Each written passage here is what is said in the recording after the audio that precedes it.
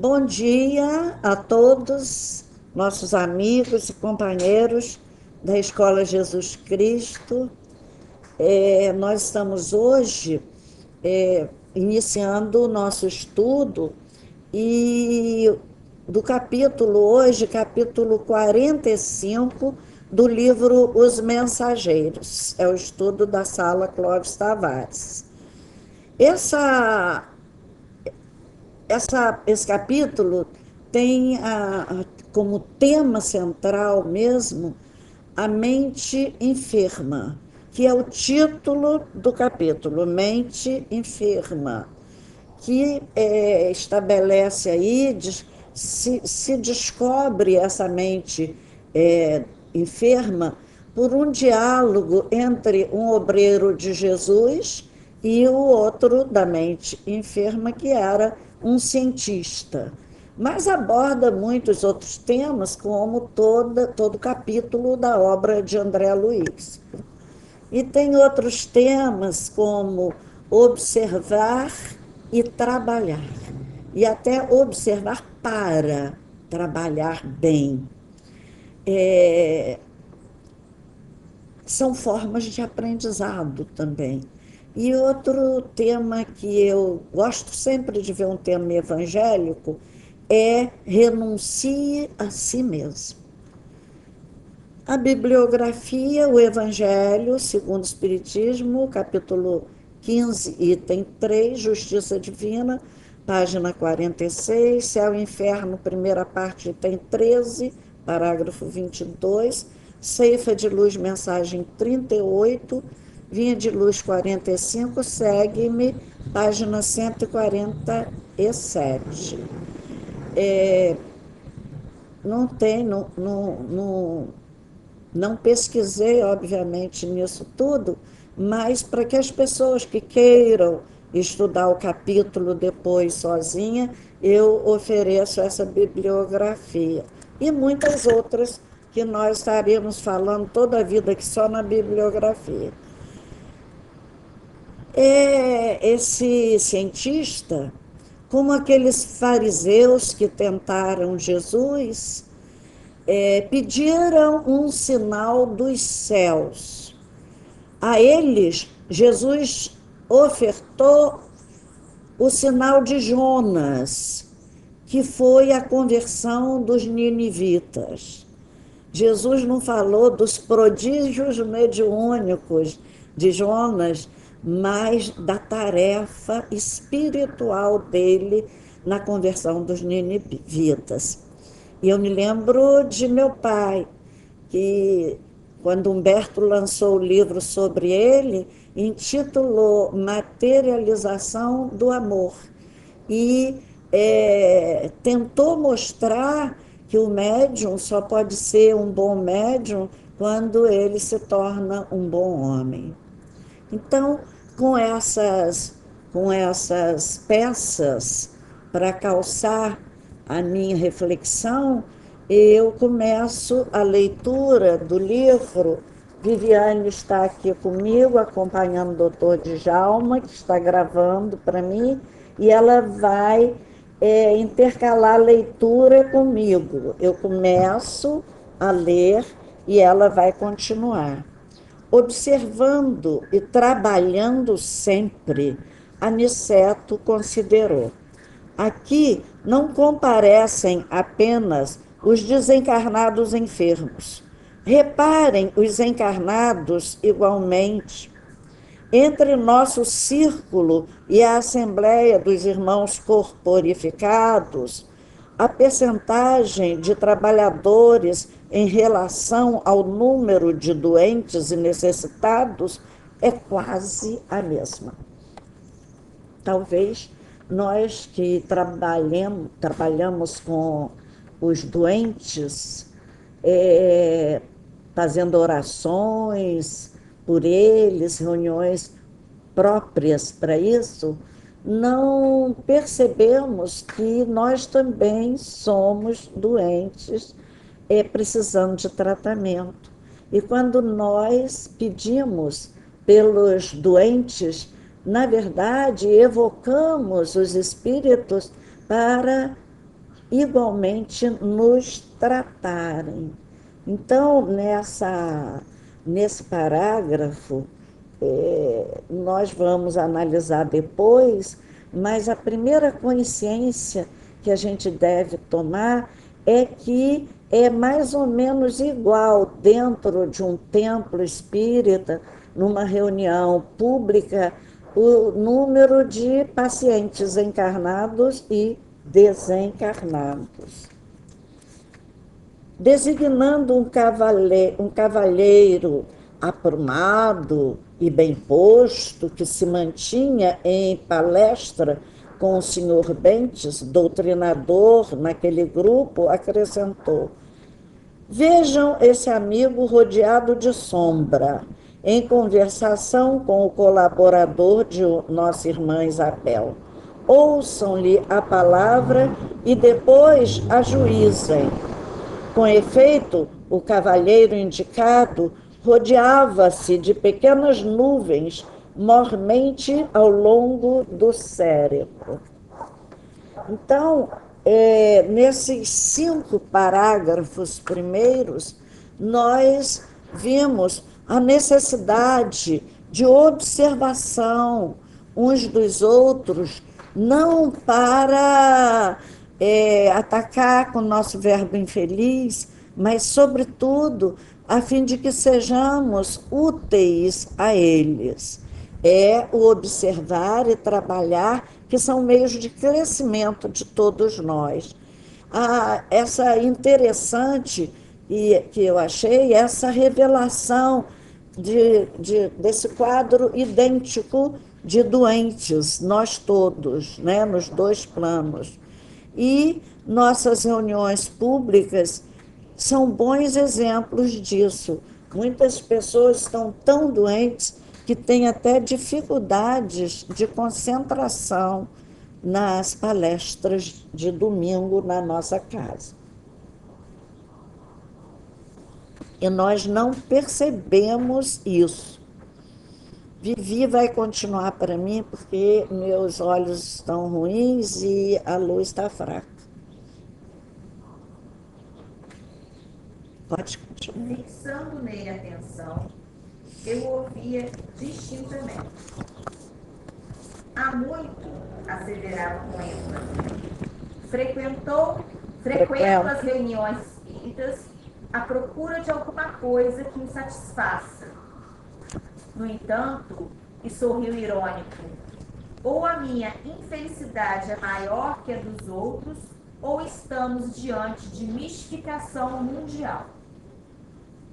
Atento à respeitosa atitude do orientador encarnado, prosseguia orgulhoso. Para aí um cadinho.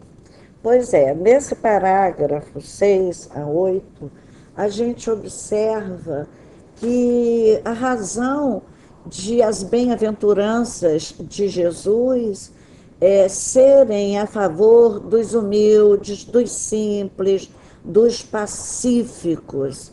E os orgulhosos, os prepotentes, os muito cultos em geral, assumem uma postura superior às criaturas comuns e querem uma atenção especial e se acham no direito de criticar sempre o que vem, numa tentativa de mostrar aos outros quão cultos eles são. É uma exposição.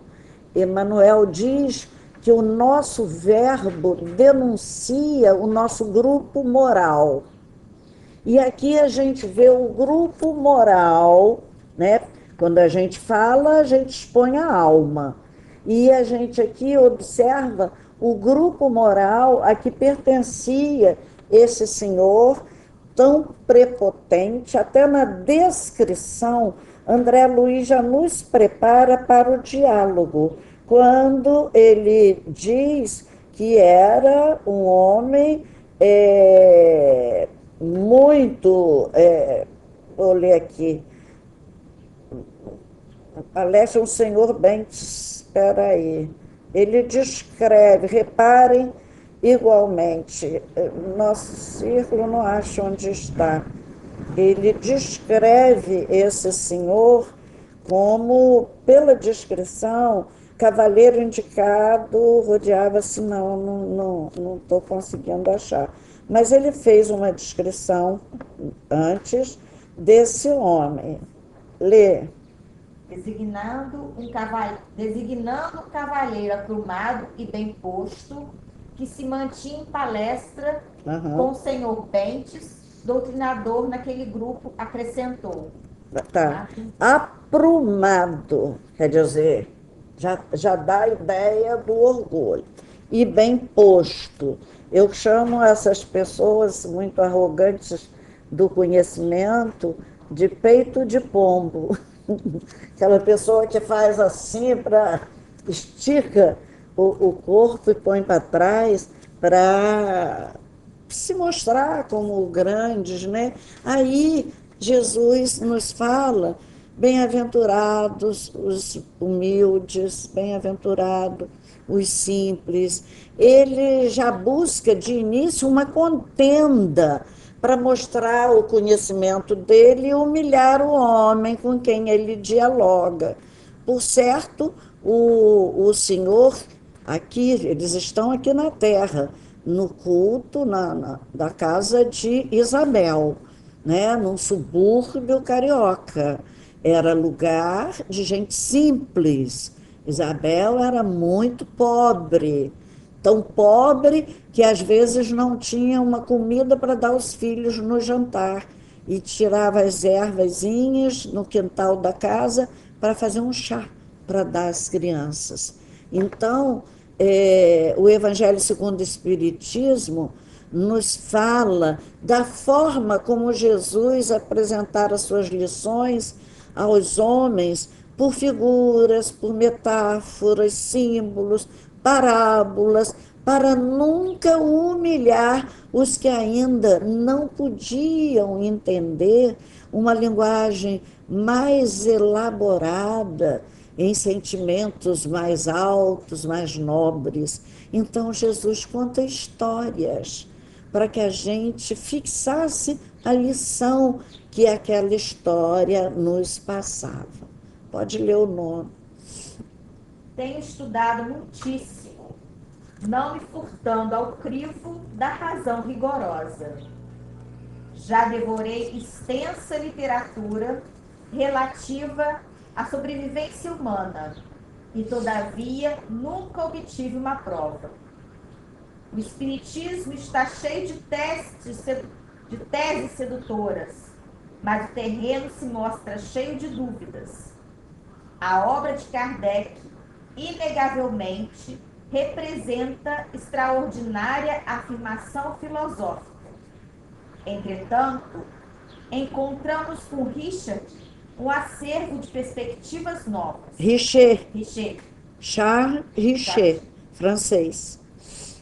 A metapsíquica corrigiu muitos voos da imaginação, trazendo à análise pública observações mais profundas sobre os desconhecidos poderes do homem. No exame dessas verdades científicas, o mediunismo foi reduzido em suas proporções. Precisamos de um movimento de racionalização, ajustando os fenômenos a critério adequado. Todavia, meu caro Bens, vivemos em paisagem de mistificações sutis, distantes das demonstrações exatas. Pois é, ele aí mostra o seu interior. André Luiz, muito sabiamente, como um grande cronista, ele primeiro nos descreveu o que o interior daquele homem nos passava, né, a imagem daquele homem aprumado, que a gente já imagina fisicamente aquela criatura. E ele começa a falar dos seus conhecimentos científicos, citando inclusive Charles Richet, que foi um grande estudioso do Espiritismo depois de Kardec. Então, esse homem fala das teses sedutoras da doutrina, começa como quem vai elogiar, né? Logo, ele fala das dúvidas que lhe ficam na mente. Desfaz de Kardec com uma maneirice, fala dos novos conhecimentos e ataca a mediunidade falando em comprovações da ciência exata ou das ciências exatas. Então, ele começa, inclusive, é muito fácil distinguir aí, ele não fala em mediunidade, ele fala em mediunismo, que o mediunismo está em todos os lugares e são mais a palavra é mais apropriada para descrever as pessoas que não tiveram o trabalho de estudar a doutrina espírita e que senta a uma mesa mediúnica, tem a mediunidade e usa a mediunidade como bem lhe aprouver, porque não tiveram uma boa orientação mediúnica, não se debruçaram sobre os livros da codificação para adquirir uma rota certa para dar a sua mediunidade. Então, o mediunismo aí já é até uma forma de depreciar, escolheu um vocábulo mais depreciativo da mediunidade, que fala do dom, sem falar no aproveitamento por parte de quem o possui desse dom, né? Os fenômenos mediúnicos sempre existiram. Mediunismo acompanha a humanidade desde seus primórdios. E esses fenômenos que começaram pela intuição, que os homens primitivos tinham, e naquela época eles já se afinavam com espíritos bons ou com os espíritos maus, porque naquela época os instintos preponderavam sobre a razão e sobre o sentimento. Então, nem mesmo as provas científicas ou filosóficas, ele teve a intenção ou quis estudar. Ele já começa combatendo, dizendo que os fenômenos mediúnicos precisavam ser racionalizados e tal. Precisamos de um movimento de racionalização, ajustando os fenômenos a critério adequado. Gente, eu conheci na minha vida muita gente como esse senhor, que se arrogavam o direito de opinar sobre o que não conheciam. Falavam do espiritismo sem sequer ter lido um livro. Pessoas de outras religiões que querem combater sem ter conhecido, né? O médium, minha gente, é só um intermediário dos dois planos de vida, entre os encarnados e os desencarnados. A sua tarefa a que ele foi proposta a ele, é a tarefa de servir ao bem e ao amor entre os homens. Servir ao que for útil, ao que for nobre, a tudo aquilo que possa ser um caminho para amparar as criaturas em sofrimento aqui na Terra, e não para satisfazer ao orgulho dos arrogantes, né? Não é para provar para ninguém a existência da vida espiritual. Então vou perguntar isso, fazem aquelas perguntas para querer, como os fariseus faziam com Jesus, para encurralar o médium. E às vezes é um bom médium, mas não é estudioso, e aí, coitado, fica em maus lençóis, né? Fica em situação muito desconfortável e desiste também, porque os intelectuais, os que sabem, né, se o médium é humilde, é pobre, sem cultura, eles usam e abusam. Então, os fenômenos são para a gente hoje em dia usar para convencer ninguém, não. Eu aprendi com meu pai, que foi um grande médium, conhecido por aí, pelos outros países e tudo mais, estudado.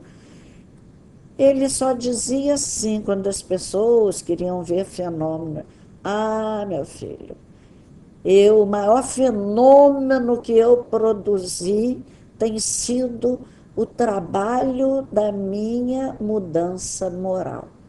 E é esse o maior fenômeno que o Espiritismo pode provocar aqui na Terra, é a transformação do homem, a moralização do homem. É esse o grande fenômeno, é a transformação. Chico Xavier usou o seu potencial mediúnico para isso. Quanta obra que nós citamos aqui, só nessa bibliografia dele. O próprio livro que nos serve de estudo agora foi trabalho dele. Trabalhou para evangelizar o Brasil, não é? E o mundo. Nós estamos, Chico Xavier é o nosso modelo de grande e bom, excelente médium. Eu vou ler o outro, os próximos, 10 e 11. A essa altura, o interlocutor, muito calmo e seguro na fé, interveio considerando: olha como a gente precisa ter firmeza na nossa fé, para isso a gente tem que estudar, e manter a serenidade diante das criaturas que nos querem desafiar. Concordo, doutor Fidelis, é o nome do arrogante, que Bentes está ouvindo. Esses dois são encarnados. Concordo, doutor Fidelis, que o Espiritismo não deva fugir a toda espécie de considerações sérias. Contudo, creio que a doutrina é um conjunto de verdades sublimes que se dirigem de preferência ao coração humano. Então, primeiro compromisso da doutrina espírita e do mediunato, não é o mediunismo, porque quem está numa casa espírita para trabalhar, estudando, aprendendo, sofrendo, servindo, essas criaturas estão abraçando o mediunato e não o mediunismo. É indispensável auscultar-lhe a grandeza divina com que nossa imperfeita faculdade, faculdade de observação, ou recolher-lhe ou recolher-lhe as águas puras com um vaso sujo. Eu estou lendo direito, gente. Com um vaso sujo dos nossos raciocínios viciados nos erros de muitos milênios. Ao demais, temos aprendido que a revelação de ordem divina não é trabalho mecânico em leis de menor esforço. Lembremos que a missão do Evangelho com o Mestre foi precedida por um esforço humano de muitos séculos, antes de morrerem os cristãos aos circos de martírios. Quantos precursores de Jesus foram sacrificados? Primeiramente, devemos construir o receptáculo, em seguida, alcançaremos a bênção. A Bíblia Sagrada, livro dos cristãos, é o encontro da experiência humana cheia de suor e lágrimas. É o que aí né?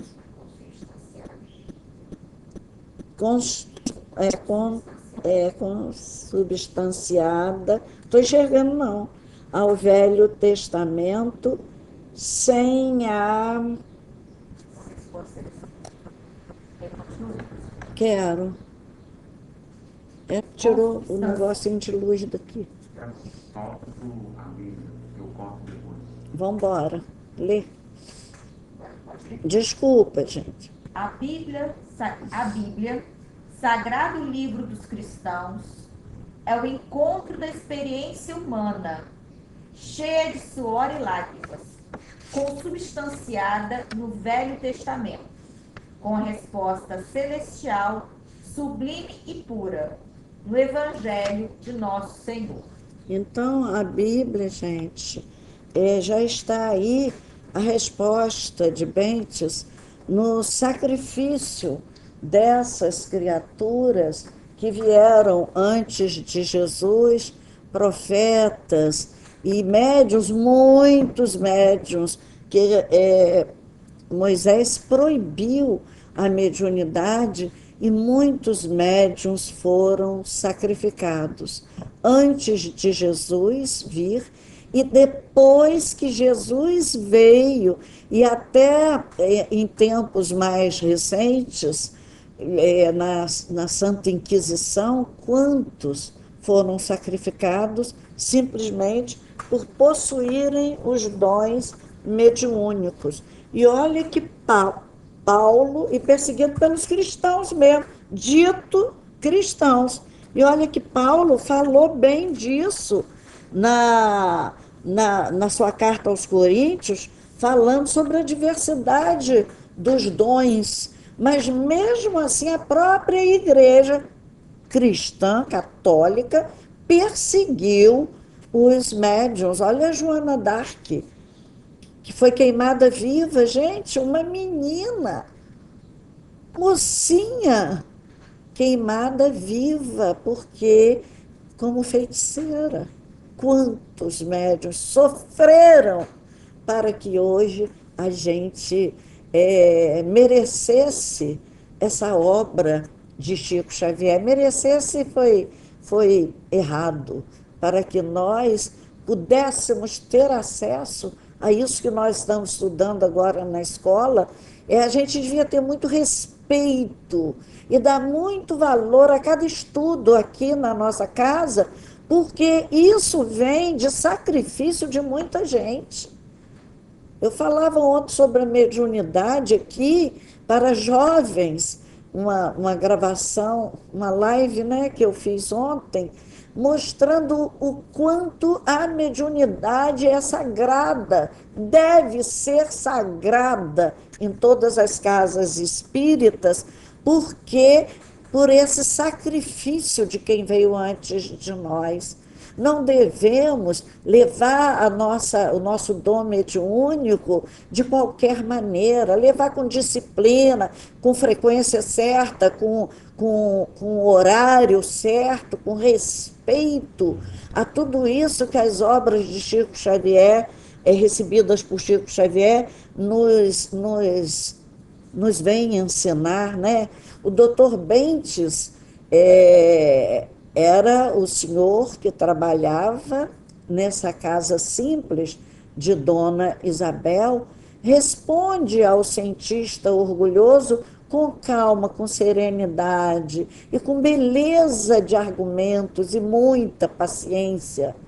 O Espiritismo é definido aí, tem uma definição de doutrina. É um conjunto de verdades sublimes que se dirigem de preferência ao coração humano.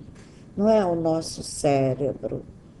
Daí essa racionalização, e parece que já há um outro movimento aí de novo, de racionalizar esses conhecimentos e abandonar o coração.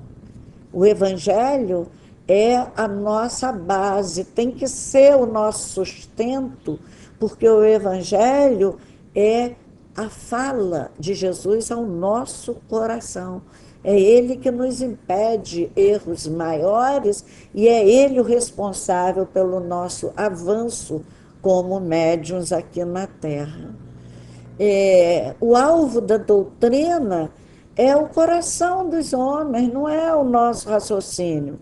Embora nascida na era da razão, né, as pessoas confundem por isso, com uma influência muito grande da sua época, da época de racionalização, numa fase histórica muito própria a isso, ela veio à Terra escolhendo por alvo o coração.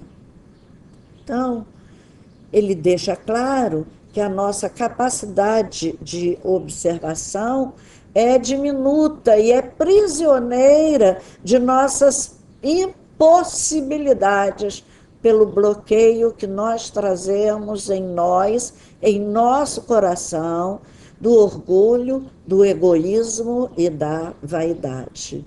O nosso vaso mental é sujo, foi o que ele disse ali, para entender uma pureza tão grande.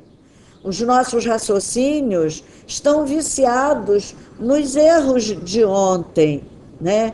Erros de milênios que nós carregamos conosco. Enquanto os enganos, né? Ciência, enganos da religião, enganos da ciência, enganos que já nos fizeram crer em muitas coisas que não eram pertinentes à doutrina espírita e às verdades eternas. Então, nós raciocinávamos de outra forma naquela época. Olha o exemplo de Galileu Galilei. Nossa, trouxe ao mundo uma revelação imensa. E teve que negar que a Terra era redonda. E olha que tudo volta, que agora já estão querendo dizer que a Terra é plana.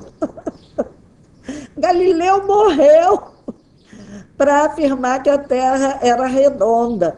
Ele ainda ganhou um tempo, porque ele negou primeiro para ganhar um tempo para estudar mais. Aí ele saiu do julgamento dizendo assim, mas que gira, gira. A ciência não quer que a Terra gire em torno do Sol, mas que gira, gira. Então, essa é a ciência de uma época.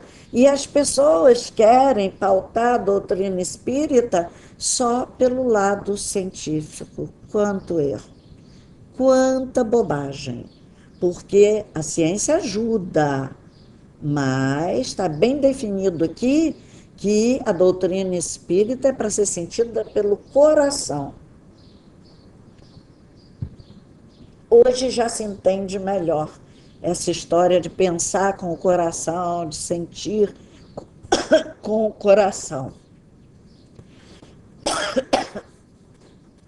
É que a ciência, cada ciência faz também o seu percurso evolutivo, carregando com ela erros, como nós individualmente carregamos em nosso processo evolutivo os nossos erros de ontem. A ciência é o reflexo de nós mesmos, é o reflexo da nossa mente humana, né? E só anda impulsionado pela alavanca sublime da experiência, tantas vezes surpreendentes para a ciência, como nessa hora que nós estamos vivendo, que ninguém sabe muito sobre esse vírus que nos separa, que nos tira da nossa sala Clóvis Tavares hoje. A cada hora surge mais uma revelação. E o povo está atônito, medroso, porque não consegue entender como a ciência não conhecia, não estava preparada para debelar isso logo com uma vacina. Ela é o reflexo de nós mesmos, só anda sob o impulso da dor, né, do sofrimento, como nessa hora nós estamos sofrendo. A chegada das verdades de todos os âmbitos, científicas, filosóficas, religiosas, só nos chegam pelo sofrimento. As experiências repetidas formam os nossos hábitos e nós vamos começando. Antes veio chikungunya, veio dengue, veio chikungunya, como eu sofri com a chikungunya. E agora já vem um mais forte. Então foram treinando a gente para receber esse coronavírus, né? Então, a Bíblia que hoje nos conecta com nossa própria história, ela também foi feita de muito suor, de lágrimas. Ela implora a Deus por resposta. A Bíblia, o Velho Testamento pergunta e o Novo Testamento responde. O Evangelho é que responde a todos nós nessa imersão que nós queremos fazer no amor de Deus. Pode ler mais, Vivi. O cavalheiro que respondia pelo nome de Dr. Fidelis sorria de modo vago entre a ironia e a vaidade ofendida. Bentes, contudo, não perdeu a oportunidade e continuou. Se todo serviço sério da existência humana é alguma coisa de sagrado aos nossos olhos, que dizer da expressão divina no trabalho planetário?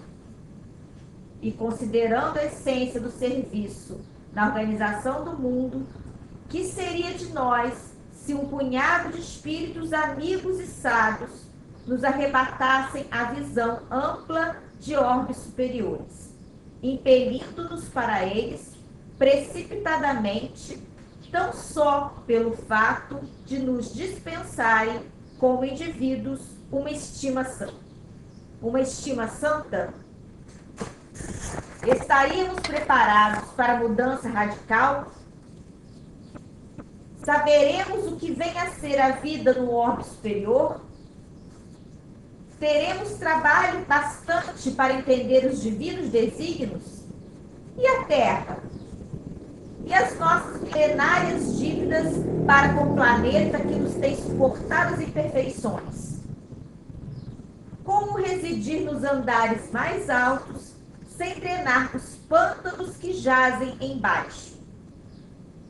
Essas considerações tornam-se imprescindíveis no exame de argumentação com a sua. Portanto, não poderemos ajuizar com precisão as correntes generosas de um rio caudaloso, observando tão somente as gotas recolhidas no dedal das nossas limitações. Pois é, aí, mais uma vez, o homem se revela pela sua fala. A palavra nos define sempre. Ele usa de ironia, que é outro sentimento que nos ocorre quando atingem o nosso orgulho. É esse sorriso irônico que eu considero ofensivo a quem dialoga com a gente no momento. E alerta-nos para o aproveitamento de toda oportunidade de esclarecimento daquelas pessoas que passam eventualmente pelas nossas vidas, seja por um gesto gentil, seja por um verbo esclarecedor, seja por uma atitude de compreensão, de serenidade, de afetividade. Se nós temos a semente, nós vamos semear sem agredir a terra seca, e sim regando antes aquela terra para a sementeira. Esse Senhor orgulhoso é uma terra seca, que vai precisar de muita água ainda para receber a primeira semente, né? Mas se acha muito competente para isso. Esse parágrafo lembra um pensamento do próprio André Luiz. Não intenteis o voo sem haveres aprendido a marcha. Eu gosto muito desse pensamento de André Luiz e uso muito para mim, para saber bem o meu lugarzinho, até onde minhas pernas alcançam, para eu não perder o prumo, para eu ter sempre o equilíbrio daquilo com a revelação de mim para mim mesma, daquilo que eu sou de verdade, né? Então, André Luiz dá essa lição. Ele mesmo foi um exemplo disso. Ele começou limpando o chão, limpando vômitos, né? E depois veio a ser esse cronista maravilhoso que nos traz lições a todo momento, que ainda partilhou conosco toda a sua experiência adquirida no outro lado da terra. Então, há tempo para tudo debaixo do céu, já diz as letras sagradas, né? E cada um tem o seu tempo, né? O próprio tempo e de amadurecimento, e a vida então nos facultará a oportunidade, na hora certa, dos exercícios de superação dos nossos obstáculos internos, através dos obstáculos externos que nos visitam a cada momento, a cada tempo de nossas vidas, né? Fala de nossas milenares dívidas com o planeta. Eu achei isso muito interessante, que por tantas vezes esse planeta já nos abrigou, nos viu crescer enquanto espécie, sabendo que nós estamos reencarnando nele por muitas e muitas vidas. Podemos dizer que esse planeta é a mãe, que acompanha dia a dia o crescimento do filho. Não é à toa que os antigos a chamavam Ge, que é a mãe terra. E eu conheço hoje ainda um fazendeiro que bota a mão na terra, ama a terra e diz assim: essa é a minha mãe, botando a mão na terra dele. Então, realmente, ele nos dá um alerta muito bom aí, né, sobre o cuidado, o zelo e a nossa dívida com o planeta Terra, né? Nessa nossa busca do absoluto, na busca do eterno, na busca do amor, nós temos vindo e voltado, e cada vez que a gente vem, destrói um pouquinho mais o nosso planeta.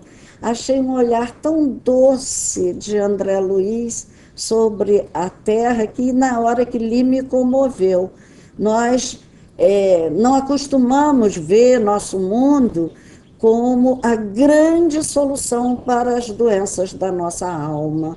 A gente vê como cárcere, a gente vê como um local desagradável, onde há violência, nossos olhos para o mal é muito grande, é muito forte para nós a visão do mal. Mas e a terra? E as flores que brotam da terra? Nós não vemos.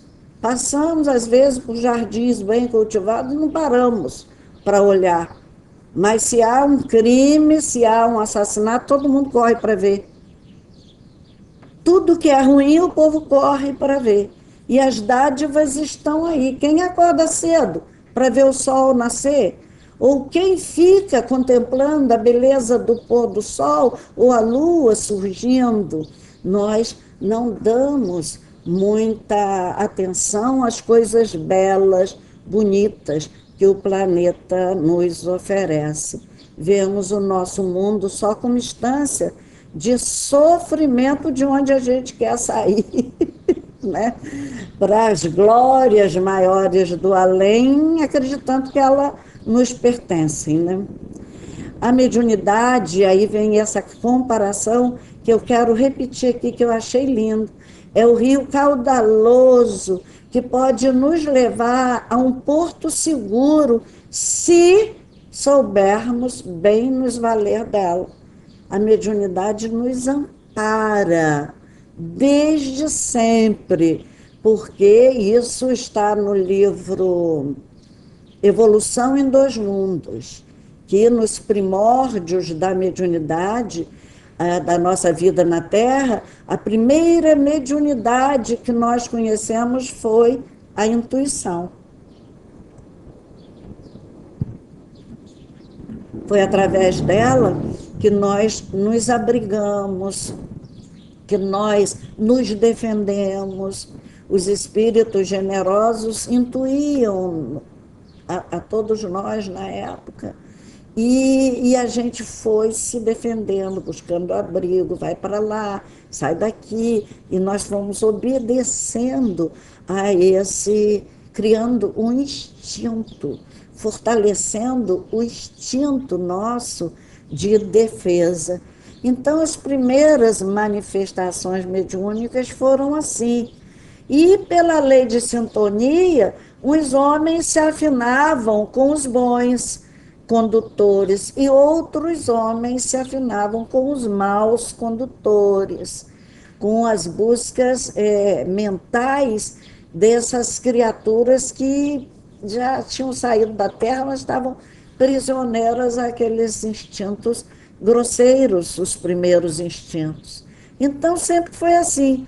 Só muito mais tarde é que começa a acontecer a célebre invasão organizada, com Swedenborg, sueco, que tinha uma mediunidade incrível, inclusive ele antecipa André Luiz descrevendo a vida espiritual, dizendo que lá havia templos, havia museus, bibliotecas, que as pessoas morriam e continuavam as mesmas, como eu costumo dizer, morte não é passaporte nem para a santidade, nem para a sabedoria. Então, ele descreveu isso tudo, dizendo que as crianças eram muito bem recebidas, não importava se tivessem sido batizadas ou não. Isso foi uma revelação para aquela época, porque uma criança podia morrer sem batismo, e a mãe ficava em desespero. Isso eu vivi aqui na Terra. Pessoas que chegavam com a criancinha morrendo aqui e pedia meu pai para rezar, para benzer, porque ela ia morrer, não deu tempo de batizar. Então, a angústia, o medo que a igreja plasmou nas criaturas era assim, desespero. Muitas crianças bateram a nossa porta já semi-mortas, né? Então, Swedenborg veio trazer isso, veio trazer essa revelação da vida espiritual em 1744. Ele tinha uma mediunidade de desdobramento, ele viu que estava se passando a 300 milhas de distância. Uma vez viu o incêndio acontecendo em Estocolmo. Então, é a invasão organizada para que o espiritismo viesse ao mundo. É muito trabalho, gente. Foi muito trabalho para que nós tivéssemos hoje esses conhecimentos. Quantos médiuns sofreram para nos trazer esses conhecimentos todos. Eu vi o que meu pai sofreu e sei muito de muitos sofrimentos de Chico Xavier, né? Era público. Quando o Chico sofreu aquela acusação, que tiraram uma foto dele como louco, eu vi isso. Revista O Cruzeiro, revista famosa na época, né? Então, o valor que a gente tem que dar, e toda casa espírita tem que dar esse valor à mediunidade, porque ela é que vem conduzindo a nossa vida até aqui. A invasão organizada começa a acontecer por aí, com muitos e muitos médios maravilhosos. Eu me lembro muito de Madame de Esperance, que aprendeu a fazer tricô com o espírito. Tinha uma mediunidade incrível. Eu li a vida de Madame de Esperance na adolescência, quando minha mediunidade começou a aflorar em forma obsessiva. Meu pai me deu muitas obras para ler, né? E eu li Madame de Esperance e fiquei impressionada. Ela lia uma carta, imagina uma menina de 13 anos, ela lia a carta trancada numa uma caixa de papelão fechada ou de madeira, ela lia a carta que estava ali dentro, que era uma mediunidade que papai também tinha. Ele sabia o que tinha dentro das coisas trancadas, que é uma visão, né, é a dupla vista. Bem, então acontece essa invasão organizada. E nós vamos aí ver que Kardec teve duas médiuns meninas ainda, que 15 anos, 16, que ajudaram no recebendo as mensagens, que até Kardec nem precisava formular a pergunta, elas respondiam quando ele pensava. Eu acho isso tão lindo, muito bonito. Então, quantos irmãos trabalharam para que a gente hoje tivesse tudo isso? Depois de tantos sacrifícios de Kardec, das médiuns meninas, a mediunidade para nós tem que ser algo sagrado dentro da nossa casa, alguma coisa sagrada através da qual nós vamos nos depurar dia a dia, servindo aos irmãos aflitos, mais aflitos que nós mesmos, que também estamos aqui aflitas, né?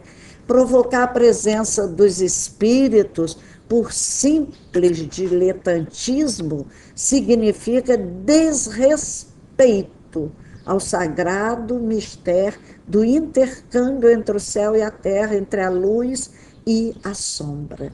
É o que nos diz Martins Peralva no livro Mensageiros do Bem, estudando esse capítulo.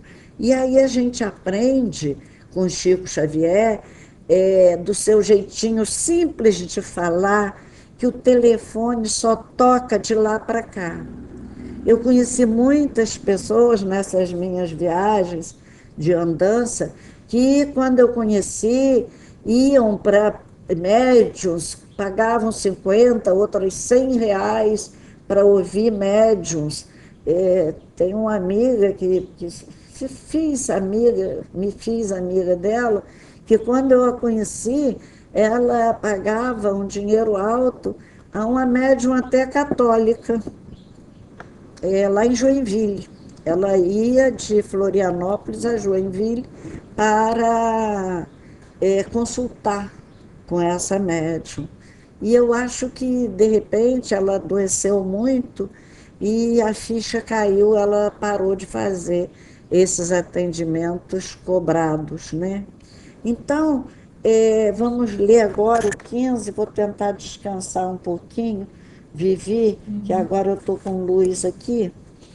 O pesquisador renitente acentuou a expressão irônica do rosto, olha como ele queria a guerra,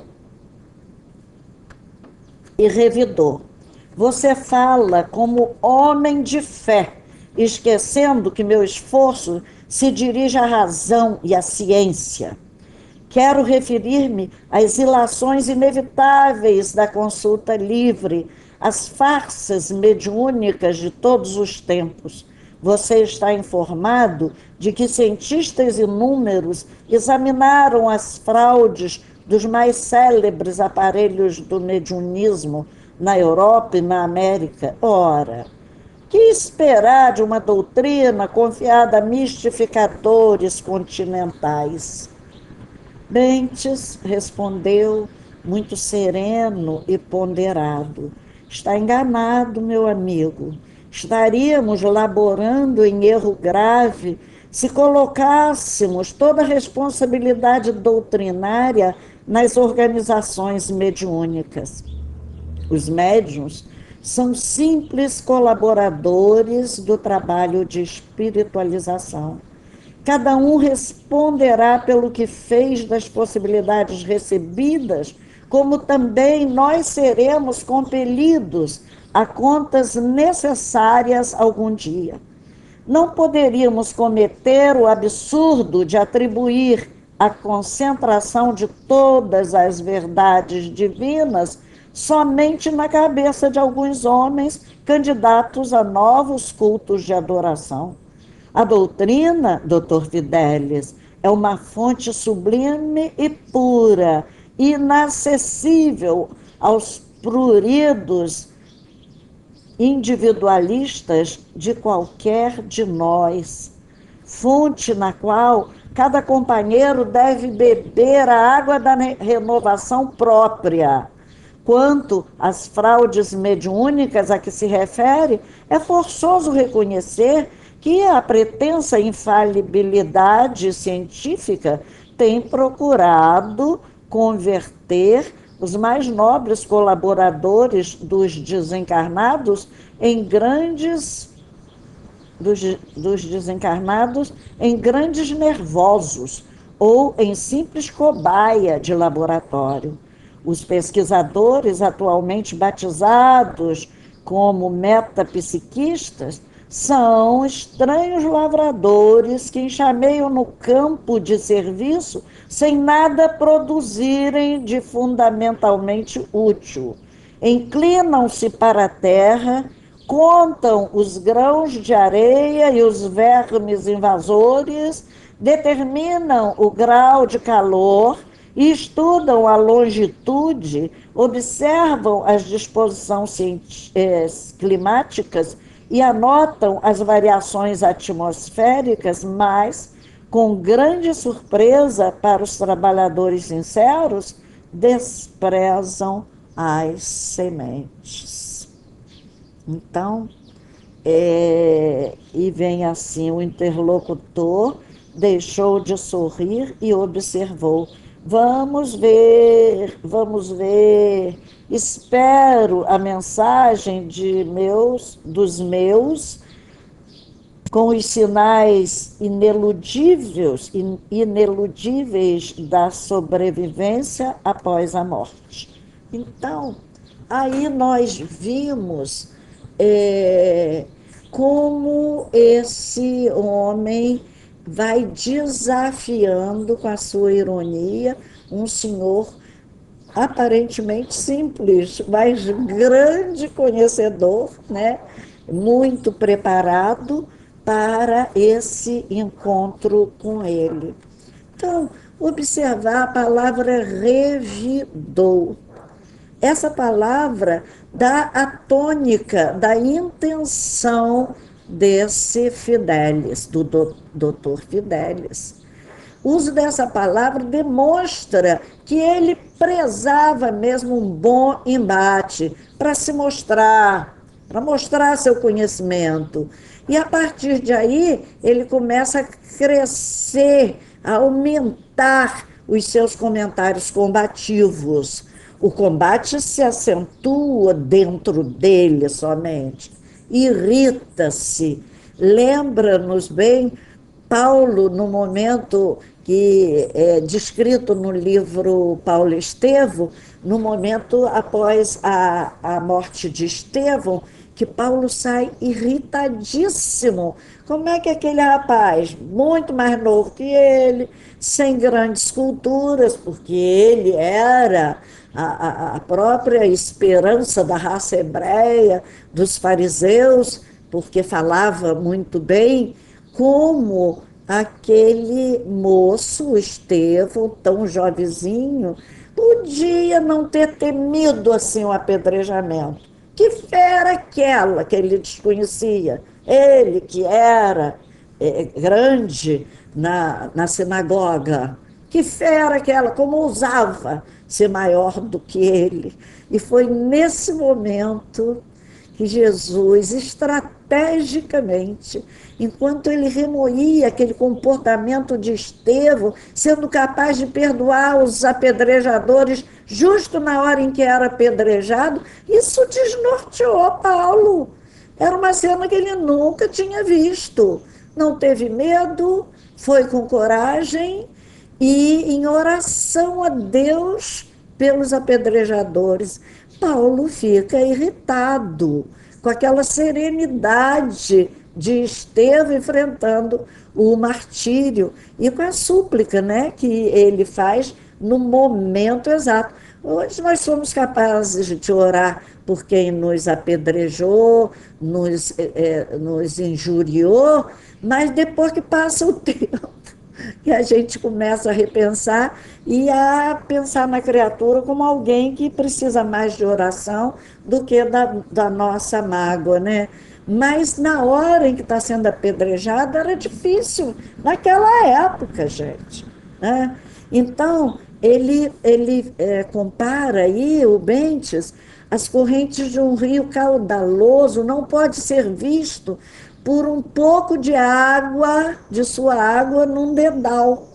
Olha o que ele pega, um dedal, para fazer a comparação, um rio caudaloso, um tiquinho de água no dedal, não podia dar noção da extensão e da beleza e da grandeza e do alimento que existia dentro daquele rio. E o homem estava ali analisando o espiritismo por dedais. E a partir daí, ele aumenta os comentários, só vai crescendo. Então, não temos a ideia de quantos sofreram, né?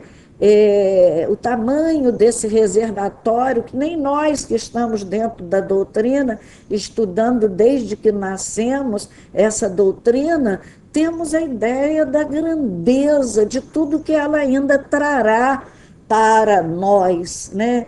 Então, Jesus nos prometeu o Consolador e ele vem conosco, né? Com esse rio caudaloso e não com dedais de água com que a ciência que esse homem cultuava queria medir. Ele nos indica um comportamento certo ante os desafios verbais que nos surpreendem a cada hora. Serenidade e ponderação. Bentes nos indica esse comportamento e fala claramente definindo a ação dos médiuns na Terra. São simples colaboradores, pequenos colaboradores, sem grandes conhecimentos, não conhece o rio inteiro. Todos nós conhecemos no máximo um copo d'água desse rio caudaloso, grandioso, que é a mediunidade. Terão que dar conta de si mesmo, olha aí o que ele disse, isso é para nós médiuns. Eles terão que dar conta de si mesmo e do trabalho que deveriam desenvolver em prol da espiritualização da humanidade. Quando leio isso, me sinto pequena e devedora, porque nada fiz para esse trabalho. Tudo que depende de nós devemos fazer, porque o nosso crescimento se dá no exercício, no trabalho de cada dia. Faz essa comparação linda da doutrina com uma fonte sublime e pura. E há realmente médiuns que maculam essa fonte, como nós estamos, nós, a raça humana, temos maculado fontes, rios, mares. O que não fazemos com a nossa fonte mediúnica, não é? Se nós sujamos o mundo, como não nos sujarmos com ele? Se ele é a nossa casa e nós sujamos também o mundo aqui na Terra. Então, tudo que depende de estudo, tanto quanto que depende de boa vontade e do trabalho humano, pode falhar, que nós somos falhos. Bentes define também os pesquisadores da metapsíquica. São estranhos, é o primeiro nome que se dava a esses fenômenos, quando começaram a estudar mais profundamente esses fenômenos. Então, ele define assim: são estranhos lavradores que enxameiam o campo de serviço sem nada produzirem de fundamentalmente útil. Vê que Kardec, que seguiu compilando tudo isso, deu ao Espiritismo uma visão ampla que se estende agora para o mundo, sai do Brasil para o mundo. E a metapsíquica, onde está mesmo? Onde ela ficou? Foi superada por outras ciências. Por fim veio a parapsicologia, lá na década de 60, 70, querendo explicar todos os fenômenos mediúnicos, e aquele Frei, como é que era o nome dele? Daqui a pouco eu me lembro, que discutia, teve uma discussão séria com Luciano, jornalista, Luciano dos Anjos, muito meu amigo, na TV, porque o Frei queria dizer que tudo mediúnico que vinha à Terra era feitos da parapsicologia. E a parapsicologia também já lá se foi, e a doutrina espírita está aqui, né? Então, o combatente arrefece e fala de sua espera por mensagem dos seus, né? Então, essa discussão acaba e ele começa a perceber que o outro tinha uma facilidade de argumentação muito grande, porque ele era um trabalhador da casa e, naturalmente, estava inspirado naquela hora, recebendo a intuição, a inspiração dos espíritos mais altos. Ele não sabe disso, mas ele percebe que o outro tinha forte argumentação. Lê o próximo, Fifi, 19, 20. Aniceto nos tocou de leve e falou: repararam como este homem traz a mente enfermiça?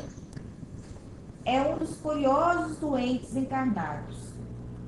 Tem vasta cultura e, todavia, como traz o sentimento envenenado, tudo quanto lhe cai nos raciocínios participa da geral intoxicação.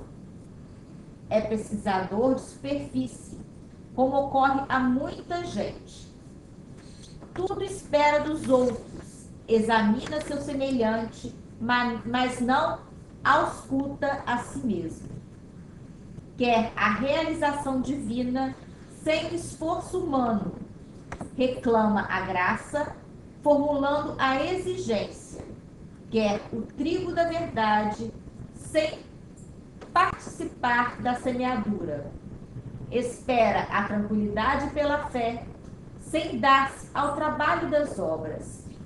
Estima a ciência, sem consultar a consciência. Prefere a facilidade, sem filiar-se à responsabilidade e, vivendo no torvelinho de continuadas libações, agarrado aos interesses inferiores e à satisfação dos sentidos físicos em caráter absoluto, está aguardando mensagens espirituais. Esses parágrafos, nós vamos descobrir neles o título da lição, né? Tinha grande cultura, mas um sentimento envenenado. E muitos intelectuais rejeitam as verdades por puro preconceito, porque querem provas e mais provas, né? Não se veem, não se auscultam, resistem a tudo que demanda um novo estudo, uma nova compreensão, novo trabalho, e eles não atendem. Então, acomodamos-nos aí e não atendemos ao renuncie a si mesmo. Foi isso que Jesus nos pediu. Como um médium assim prepotente, esse homem não podia ser médium em trabalho na casa, que a sua prepotência, ele estava adoecido. É o título, Mente Doente. É o título do nosso capítulo, que a gente vai entender no final por que o título é Mente Doente. Sinais dos céus só para aqueles que buscam o reino dos céus. Mente enferma, obrigada, mente enferma. Precisamos todos aprender de vez, sentindo, mentalizando, falando, agindo, sintonizando-nos com as emoções e ideias de todas as pessoas encarnadas ou desencarnadas da nossa faixa de simpatia.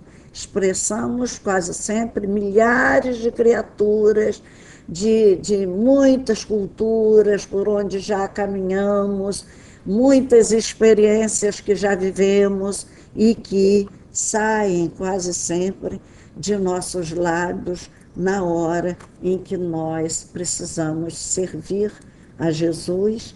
Todo esse acervo vem à nossa mente se ela estiver saudável, né? Que Jesus nos abençoe e vamos orar, né? Pai de misericórdia, nós te louvamos nessa hora, na nossa escola Jesus Cristo, e te agradecemos pela oportunidade das reflexões que a mensagem, o capítulo 45 de Os Mensageiros, nos trouxe nessa manhã.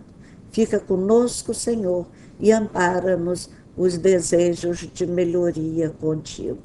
Que assim seja.